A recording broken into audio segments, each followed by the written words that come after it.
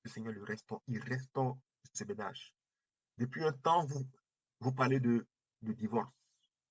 C'est-à-dire que vous avez décidé, vous avez pris la décision, ton époux et toi, d'annuler ce mariage et de divorcer. Mais la puissance de Dieu est en train de restaurer ce ménage. Dieu est en train d'amener un vrai nouveau. Et il dit, c'est encore possible. Les mariés dont je parle, ça fait une année que vous êtes séparés. Une année. Et le Seigneur dit, il est encore possible de sauver ce ménage. Et sa puissance est en train de le restaurer. Votre ménage a des difficultés, pas parce que tu n'aimes pas ton mari ou que ton époux ne t'aime pas, non. Votre ménage a des difficultés à cause de l'entourage. À cause de l'entourage, à cause du fait que des personnes extérieures se soient initiées dans la gestion de votre foyer. Et, et toutes ces bouches, toutes ces émissions, toutes ces personnes qui sont intervenues ont fini en réalité par diviser ce couple. Et la puissance de Dieu est à l'œuvre. Sa puissance est à l'œuvre pour restaurer ce foyer. Seigneur, merci pour l'œuvre que tu as. Père, merci pour ton œuvre. Merci, Seigneur. Je te rends tout. Je prie, Seigneur, voici chaque personne, papa. Père, voici chaque personne qui me suit en ce moment. Seigneur, tu connais leurs attentes, tu connais leur vie, tu connais leur vie. Je te prie de les visiter de toi. Alors que je prie, j'entends un nom, j'entends Marie-Odile. J'entends Marie-Odile, Marie-Odile. Et, et, et je vois dans le cœur de Marie-Odile une profonde déception. Je vois dans ton cœur une profonde déception, une profonde déception. C'est-à-dire ton cœur est meurtri, une blessure intérieure profonde, profonde. Le Seigneur te guérit ton cœur. Il guérit ton cœur. Et le Seigneur dit qu'il va essuyer tes larmes. Il va donner la grâce de pouvoir repartir, de pouvoir recommencer. Père, je te rends toute la gloire. Merci pour ce que tu fais. Seigneur, que la gloire te Je vois, je termine par ça. Je termine par ça.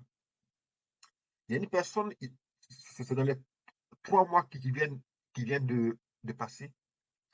Il y a un procès que tu as perdu. Tu as perdu ton procès alors que si tu étais dans tes droits, tu avais raison. Mais il y a eu comme un plan de corruption qui a été mis en place. Et tous se sont ligués.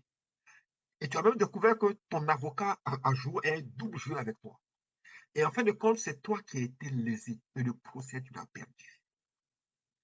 Et lorsque tu l'as perdu, tu allais devant le Seigneur et tu as pleuré devant Dieu. Tu as pleuré devant Dieu. Parce que tu n'avais personne pour t'aider. Le Seigneur dit qu'il va intervenir en ta faveur. Je vois la main du Seigneur qui est en train de reprendre son homme et de renverser cela à ton avantage. Je ne sais pas comment cela va se faire, mais Dieu dit qu'il va intervenir. Il va te rétablir dans tes droits. Seigneur, que la gloire te dise. Père, au nom de Jésus-Christ, j'ai prié. Amen. Amen. Dieu te bénisse. Merci d'avoir été présent pour la gloire de Dieu. Nous nous retrouvons le lundi à 20h GMT. Et bon repos, bon week-end et merci pour ta fidélité.